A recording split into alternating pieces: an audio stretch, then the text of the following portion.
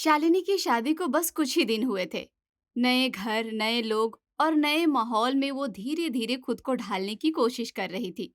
उसे लगता था कि ससुराल में सबको खुश रखना ही उसकी सबसे बड़ी जिम्मेदारी है। शालिनी, आज बाजार से ताजा पनीर आया है। इस बार तुम ही बना लेना पनीर की सब्जी। जी पिताजी। शालिनी को खाना बनाना पसंद था। उसने सोचा कि आज अपने हाथों से कुछ खास बनाएगी। पनीर धोकर काटा, प्याज टमाटर का मसाला तैयार किया और बड़े मन से पकाने लगी। मसाले की खुशबू रसोई में फैल गई। वाह शालिनी, बड़ी अच्छी खुशबू आ रही है। जी माँ जी, बस थोड़ी देर में तैयार हो जाएगी। सब्जी बनकर जैसे ही मेज पर आई, घर के सब लोग उत्साह से खाने लगे। अरे वाह, सब्जी तो बहुत बढ़िया बनी है। हाँ भाभी, मजा आ गया। लेकिन शालिनी का चेहरा थोड़ा उतर गया। उसने एक कौर खाया और वो मन ही मन चौंक गई। ये स्वाद कैसा है? अजीब सा खट्टा। शालिनी ने कुछ कहना सही नहीं समझा। वो पहली बार बना रही थी, इसलिए उसने सोचा कि शायद मसाले में कुछ गड़बड़ी हो गई हो। लेकिन बाकी सब तो बड़े मजे से खा रहे थे। शालिनी, सब्जी वाकई बहुत स्वादिष्ट है। जी माँ जी। 2 दिन बीत गए। एक हफ्ते बाद फिर वही बात हुई। कमल प्रसाद उसी पुरानी दुकान से पनीर लाए। शालिनी, आज फिर से पनीर बना लो। पिछली बार तो सबको बहुत अच्छा लगा था। जी ससुर जी। शालिनी ने फिर से पूरे मन से वही पनीर की सब्जी बनाई। लेकिन जैसे ही उसने चखा, अरे, ये फिर से खट्टा है। इस बार वो चुप नहीं रह सकी। उसने खाना खत्म होने के बाद कुसुम देवी के पास जाकर बोली, माँ जी, एक बात कहनी थी। हाँ बोलो। ये जो पनीर आप लोग लाते हैं ना, उसका स्वाद थोड़ा खट्टा सा लगता है। शायद दुकान वाला ठीक से नहीं बनाता क्या? अरे नहीं नहीं, ऐसा कुछ नहीं है। यही तो असली स्वाद है उस दुकान के पनीर का। तुम्हारे पिताजी सालों से वहीं से लाते हैं। हमें तो वहीं का अच्छा लगता है। लेकिन माँ जी। अरे बहू, तुम बस वैसे ही बना दिया करो। सबको पसंद है तो वही ठीक है। ज्यादा मत सोचो। शालिनी के पास कहने को अब कुछ नहीं था। उसने सोचा, नए घर में आई है, इसलिए यहाँ किसी की पसंद को बदलना आसान नहीं है। भाभी, अगली बार जरा ज्यादा ग्रेवी बना देना। पनीर जल्दी खत्म हो जाता है। ठीक है ननद जी। तभी फिर से एक दिन। शालिनी देखो, आज फिर से बाजार से पनीर लाया हूँ। उसी पुरानी दुकान से। सबको बहुत पसंद है ना? फिर वही खट्टा पनीर। अब तो बिल्कुल मन नहीं है। हे भगवान। वाह पिताजी, आज तो फिर दावत हो जाएगी। भाभी प्लीज, इस बार थोड़ी ज्यादा ग्रेवी बनाना, ठीक है ना? पिछली बार नंदू ने आधी प्लेट अकेले खा ली थी। ठीक है ननद जी। तब शालिनी ने किचन में पनीर रखा। लेकिन जैसे ही एक टुकड़ा चखा, वही पुराना स्वाद खट्टा। अब उसका धैर्य टूट चुका था। वो अपनी सासू माँ से बोलती है, सासू माँ। हाँ बहू बोलो। माँ जी, ये वाला पनीर मैं नहीं खाऊंगी आज। वैसे आज मेरा भिंडी खाने का मन है, तो मैं भिंडी बना लेती हूँ। शालिनी के ससुर ने ये बात सुन ली। वो किचन में आ गए। क्या मतलब तुम्हारा? तुम्हें हमारा पनीर अच्छा नहीं लगता? ऐसा नहीं है पिताजी, बस आज मन नहीं है पनीर खाने का। या फिर तुम्हें लगता है कि ये सस्ता पनीर है? हम जो इतने सालों से खा रहे हैं वो तुम्हारे लायक नहीं है। पिताजी, मैंने ऐसा कब कहा? मैं बस। बस बस, समझ गया मैं। नई नई बहू आई है और ससुराल का खाना उसे पसंद नहीं। अरे, तुम हम लोगों को क्या गया गुजरा हुआ समझती हो? हम्म। पिताजी, मैं बस अपना मन बता रही थी। बहू, तुम्हें तो मैं बहुत सीधी सादी लड़की समझता था, लेकिन तुम तो अंदर से बहुत चालाक हो। आज घर में पनीर के लिए तमाशा कर रही हो और आगे न जाने किन किन चीजों के लिए तमाशा करोगी। ससुर जी, मैंने तो कुछ गलत कहा ही नहीं। फिर आप ऐसे क्यों बोल रहे हैं? हाँ हाँ ठीक है, तुम तो बहुत अच्छी हो ना। तुम कहाँ गलत हो सकती हो कभी? इतना कहकर कमल प्रसाद गुस्से में किचन से बाहर चले गए। बहू, ये क्या कर दिया तूने? क्या कर दिया माँ जी? मैंने बस कहा कि मेरा मन भिंडी खाने का है। तेरे ससुर का गुस्सा बहुत तेज है। मैं तुझे बताना नहीं चाहती थी, पर अब तो देख लिया ना तूने। उन्हें लग रहा होगा कि तू उनके खट्टे पनीर का अपमान कर रही है। और वैसे भी वो मुझसे बोल रहे थे कि शायद बहू को उनका खट्टा पनीर पसंद नहीं आया। अब तू भी बार बार इस बात को जाहिर मत किया कर। माँ जी लेकिन। छोड़। अच्छा, अगर तुझे भिंडी बनानी भी थी तो चुपचाप बना लेती। किसी को क्या पता चलता। अब देख, सारा मूड खराब कर दिया उनका। तो क्या मैं अपनी पसंद कभी भी नहीं बता सकती? पसंद बसंद का वक्त आता है बाद में। पहले घर वालों की आदतें समझनी पड़ती हैं। लेकिन माँ जी, मैं सबके लिए पनीर बना देती, खुद के लिए अलग सब्जी। तू समझ क्यों नहीं रही? तेरे ससुर को लग गया कि तू उनकी बेइज्जती कर रही है। उन्हें उस दुकान की पनीर पर गर्व है। सालों से वहीं से लेते आए हैं। अब तो तू समझ गई ना कि क्या करना है तुझे। शालिनी चुप हो गई। उसे लग रहा था कि मामूली सी बात ने घर में तूफान खड़ा कर दिया। उधर बाहर ड्राइंग रूम में कमल प्रसाद अब भी बड़बड़ा रहे थे। नई नई बहुएं आती हैं और घर की रिवायतें बदलना चाहती हैं। हमारे खाने पीने में कमी निकालेंगी। हद है। नंदू और निहारिका एक दूसरे को देखकर मुस्कुरा रहे थे। उन्हें समझ आ गया था कि आज घर में खट्टा पनीर का स्वाद थोड़ा ज्यादा चढ़ गया है। भैया, आज का खाना थोड़ा मसालेदार हो गया है। हाँ दीदी, पनीर से ज्यादा तो माहौल गर्म है। साथ ही शालिनी को बहुत बुरा लगता है, क्योंकि वो नहीं चाहती थी कि उसकी वजह से उसके ससुराल में अशांति आए। इसलिए शालिनी ठान लेती है कि अब वो कोई शिकायत नहीं करेगी। अब वो बस चुपचाप पनीर बनाएगी और सबको खिलाएगी और खुद भी सबके सामने खाएगी, ताकि सबको लगे कि उसे भी वो खट्टा पनीर बहुत पसंद है। वो ससुर जी, बहुत दिन हो गए, आप वो खट्टा पनीर नहीं लेकर आए? अरे कैसे लेकर आऊं? तुम इतनी कमियां जो निकालती रहती हो उसमें। अरे नहीं ससुर जी, बेटी समझकर माफ कर दीजिए हमें। आप वही खट्टा पनीर लेकर आइए, हम एकदम बढ़िया तरीके से बना देते हैं और सब मिलकर खाते हैं। हम्म। तो शालिनी के ससुर जी पनीर लेकर आते हैं। शालिनी, देखो, बिल्कुल ताजा है पनीर। जी पिताजी, मैं बना देती हूँ। इसके बाद शालिनी खुशी खुशी वो खट्टा पनीर बना देती है और सभी के लिए परोस देती है। और जबकि उसे वो पनीर बिल्कुल भी पसंद नहीं था, तब भी वो मुस्कुराते हुए सभी के साथ मिलकर वो खट्टा पनीर खाने लगती है। भाभी, बहुत ही बढ़िया बनी है सब्जी, कसम से। हाँ भाभी। मजा आ गया। तो इसके कुछ दिन बाद शालिनी घर का पनीर बनाती है और सभी को चखने के लिए देती है। ननद जी, देवर जी, ये लीजिए, मैंने आप सभी के लिए अपने हाथों से घर की पनीर बनाई है। भाभी, पनीर कुछ खास नहीं लग रहा है। हाँ भाभी, हमारे मुंह में ना वही खट्टे पनीर का स्वाद चढ़ गया है। अब तो हमें बस उसी पनीर का स्वाद चाहिए। हाँ। हाँ, ठीक ही है ये पनीर, लेकिन उस पनीर के मुकाबले कुछ भी नहीं।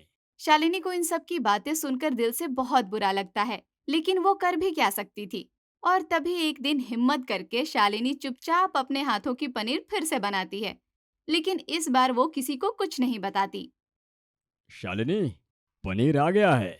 जी पिताजी, रख दीजिए, मैं अभी बनाती हूँ।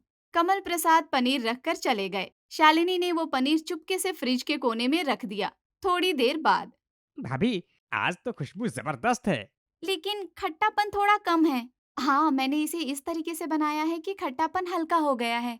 फिर भी स्वाद अच्छा है। सबने खाना खाया, तारीफ भी की। शालिनी ने सोचा, अब सच बता ही देती हूँ। असल में ये पनीर मैंने घर पर खुद बनाया है। बस इतना सुनना था कि माहौल बदल गया। क्या तुमने हमारी दुकान का पनीर इस्तेमाल ही नहीं किया? जी पिताजी, मैंने सोचा। सोचा? किसने कहा था तुम्हें सोचने को? हम सालों से उसी दुकान से पनीर लेते आ रहे हैं। उसमें हमारी पहचान है, हमारी पसंद है, और तुमने उसे फ्रिज में फेंक दिया। पिताजी, मैंने फेंका नहीं, रखा है। बस आज।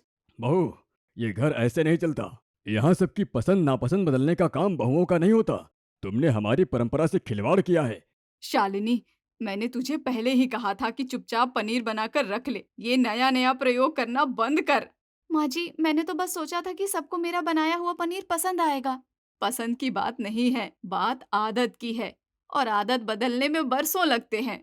तुम्हें लगता है कि तुम्हारा बनाया पनीर बेहतर है? तो सुन लो बहू, हमारे घर में ये बातें नहीं चलती हैं। अगर सबको वो खट्टा पनीर पसंद है तो वही बनेगा। मैंने ये नहीं कहा कि वो खराब है पिताजी। बस। बस बस, अपनी सफाई मत दो। आज के बाद हमारे पनीर को हाथ मत लगाना। आज से पनीर कुसुम बना देगी। हाँ जी, आप फिक्र मत करो, आप अपने कमरे में जाओ। वैसे ही आपको बीपी की समस्या है। शालिनी चुप खड़ी रही। दिल में बहुत कुछ था कहने को, पर शब्द बाहर नहीं आए। वहीं नंदू और निहारिका एक दूसरे को देख रहे थे। भाभी, प्लीज बुरा मत मानना, पापा का गुस्सा जल्दी ठंडा हो जाएगा। हाँ भाभी। शालिनी को पता था ये सिर्फ आदत का मामला नहीं है। ये उस खट्टे पनीर के पीछे छुपा पुराना लगाव था, जिसे बदलना शायद कभी मुमकिन नहीं होगा। खैर, खट्टा पनीर वाली घटना के बाद से घर का माहौल बदला बदला सा था। सासू माँ कुसुम देवी और ससुर जी कमल प्रसाद अब बात तो करते थे शालिनी से, लेकिन कभी कभी उनके चेहरे पर हल्की नाराजगी या अनदेखा करने वाला भाव आ जाता था। चाहे जो भी हो, मैं इनका दिल जीत कर रहूंगी। तो अगली ही सुबह, ओहो भगवान, ये मेरी बिस्तर की चादर इतनी जल्दी फट गई। दुकान वाले ने तो कहा था कि कम से कम 1 साल तो चल ही जाएगी, दुकान वाला भी एक नंबर का झूठा है। जी माँ जी, मैं देखती हूँ इसे। अरे बहू, तुम क्या कर लोगी? चादर तो बुरी तरीके से फट चुकी है। बस माँ जी, आप देखते जाइए मैं क्या करती हूँ। शालिनी ने चादर हाथ में ली, अपने कमरे में बैठ गई और फटे हिस्से पर सुंदर सी कढ़ाई करने लगी। फूल पत्तियों का डिजाइन बनाकर उसने चादर को ऐसा बना दिया कि वो पुरानी नहीं बिल्कुल नई लग रही थी। माँ जी देखिए, चादर ठीक कर दी है मैंने। अरे बहू, इतनी मेहनत करने की क्या जरूरत थी तुझे? अरे वाह! भाभी, ये तो बहुत सुंदर लग रही है। हाँ, ठीक है। वैसे मेरी भांजी भी बहुत अच्छी कढ़ाई करती है। वैसी सफाई नहीं है तेरे हाथ में बहू। शालिनी को बुरा तो लग रहा था, लेकिन वो चुपचाप रही। तभी इसी दोपहर के समय रसोई में पानी का नल टपकने लगा। अरे, फिर से ये नल टपक रहा है। प्लम्बर बुलाना पड़ेगा। रुकिए, मैं देख लेती हूँ। तुम छोड़ो, ये तुम्हारे बस का नहीं है। लेकिन शालिनी टूल बॉक्स लेकर आई और थोड़ी देर में नल का ढीला पार्ट कस दिया, जिससे पानी टपकना बंद हो गया। हाँ, ठीक है। वैसे ये कोई बड़ी बात नहीं है। निहारिका भी तो कॉलेज में रहते हुए ये सब काम कर लेती थी। हाँ पिताजी, और क्या। मुझे आज थोड़ा पढ़ाई करना है, इसलिए मैंने सोचा कि प्लम्बर वाला ही ठीक कर दे आज। बड़े अजीब लोग हैं, हर बात पर अपनों की ही तारीफ करते रहते हैं। इसके अगले दिन शालिनी देखती है कि आंगन में पड़े पुराने गमलों में मिट्टी सूख गई थी और कुछ पौधे मुरझा गए थे। माँ जी, ये पौधे क्यों ऐसे पड़े हैं? अरे, समय कहाँ है किसी के पास इन्हें देखने का। तब शालिनी ने तुरंत पौधों में नई मिट्टी डाली, पुराने पौधों को छांटा और नए फूलों के पौधे लगा दिए और एक हफ्ते में ही आंगन रंग बिरंगा हो गया। अब देखिए माँ जी, आंगन कितना खिला खिला लग रहा है। हाँ ठीक है, लेकिन पौधे इतने भी खिले खिले नहीं लग रहे हैं। थोड़ा समय लगेगा और थोड़ी और मेहनत लगेगी। शालिनी बस मुस्कुराई, जैसे उसे पता था कि उसकी सास क्या बोलने वाली थी। लेकिन शालिनी को भी अब इन बातों से कोई फर्क नहीं पड़ता था। वो तो बस अपना कर्म किए जा रही थी। तभी कुछ दिन बाद त्योहार आ जाता है और त्योहार से एक दिन पहले घर में साफ सफाई चल रही थी। वहीं शालिनी के सास और ससुर सामान लेकर घर पहुंच रहे थे कि तभी उन्हें मोहल्ले की दो औरतें मिल जाती हैं। अरे कुसुम जी, क्या बात है? आपकी बहू तो दिन भर त्योहार की तैयारी में लगी हुई है। हाँ, सच में बेचारी सुबह से काम में लगी रहती है। अरे, हमारी बहू तो 2 दिन पहले से त्योहार की साफ सफाई में लगी है, लेकिन आपकी बहू तो 10 दिन पहले से ही सफाई में लगी हुई है। हम तो उसे रोज देखते हैं। अरे, तो इसमें कौन सी बड़ी बात है रेखा जी? आपकी बहू भी तो कितना काम करती है। अरे वो कुछ काम नहीं करती, बस 2-4 काम करती है और चुपचाप बैठ जाती है। अरे पूरे मोहल्ले में आपकी बहू की टक्कर की तो कोई और नहीं। हाँ, बड़ी किस्मत वाली हो कुसुम जी। पड़ोसियों के मुंह से अपनी बहू की तारीफ सुनने के बाद भी कुसुम और कमल प्रसाद को ज्यादा खुशी नहीं हुई। वहीं शालिनी ने घर को रंग बिरंगी लाइटों और फूलों से ऐसे सजा दिया था कि देखने वाला बस देखता रह जाए। तो ये परिवार अच्छे से त्योहार मनाता है और त्योहार का दिन चला जाता है। तब ए जी, बहुत दिन हो गए खट्टा पनीर नहीं खाया। हाँ, हाँ पिताजी, क्या बात है?